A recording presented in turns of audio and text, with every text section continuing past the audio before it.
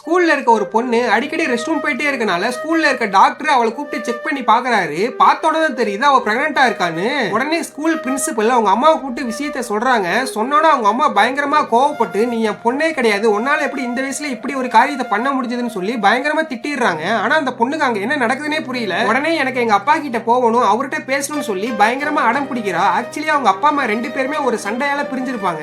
அதனால அந்த பொண்ணு அவங்க அப்பா கூட தான் நிறைய நேரம் இருந்திருப்பா. இதை தெரிஞ்ச ஸ்கூல் மேனேஜ்மெண்ட் இதுக்கு காரணம் கண்டிப்பா அவங்க அப்பாவா தான் இருப்பாருன்னு சொல்லி முடிவு பண்ணிடுறாங்க. இப்ப அப்பாவை கூப்பிட்டு மேட்டரை சொல்லும் போது அங்க இருக்க ஒரு சார் யாருக்கும் தெரியாம வீடியோ எடுத்து அப்பாவே பொண்ணு பிரெக்னன்ட் ஆகிட்டாருன்னு ஒரு மீமை கிரியேட் பண்ணி அதை சோசியல் மீடியால அப்லோட் பண்ணி விட்டுறாரு. அந்த மீம் அப்படியே வைரலாக ஊர் மக்கள் எல்லாம் சேர்ந்து ஹீரோவை போட்டு அடிப்பாங்க. அந்த இடத்துக்கு போலீஸ் வந்து அவர் அரெஸ்ட் பண்ணி கூட்டிட்டு போயிரும். ஆனா அங்க இருக்க ஒரு இன்ஸ்பெக்டர் தான் ஹீரோ மேல எந்த தப்பும் இல்லைன்னு புரிஞ்சுக்கிட்டு ஹீரோ ரிலீஸ் பண்ணிடுவாரு. உடனே ஸ்கூல் பிரின்சிபலை கூப்பிட்டு உங்க ஸ்கூல் பேர் கெட்டு போக கூடாதுன்னு ஒரு அப்பாவி மேல பழிய தூக்கி போட்டீங்களான்னு சொல்லி ரொம்பவே கேவலமா திட்டி விடுறாரு. ஆக்சுவலி அந்த மீமை கிரியேட் பண்ண சார் தான் இந்த பொண்ணை இப்படி பண்ணிருப்பாரு. இது தெரிஞ்சதும் ஹீரோ அந்த சாரை கொலை பண்ணி எரிச்சிருவாரு. என்ன பிரச்சனையா இருந்தாலும் அப்பா கிட்ட சொன்னா சரியா இருந்தா அந்த பொண்ணு அப்பா கிட்ட பேசணும்னு துடிச்சிருப்பா. பொண்ணுக்கே தெரியாம அவளோட பிரெக்னன்சியை கலைச்சி அதுக்கு காரணமானவனை எரிச்சு பிள்ளைங்களோட ரியல் லைஃப் ஹீரோ அப்பா தான் சொல்லி இந்த படத்தை முடிச்சிருப்பாங்க. உங்களுக்கும் உங்க அப்பாவை ரொம்ப பிடிக்கும்னா இந்த வீடியோக்கு ஒரு லைக் போட்டுருங்க.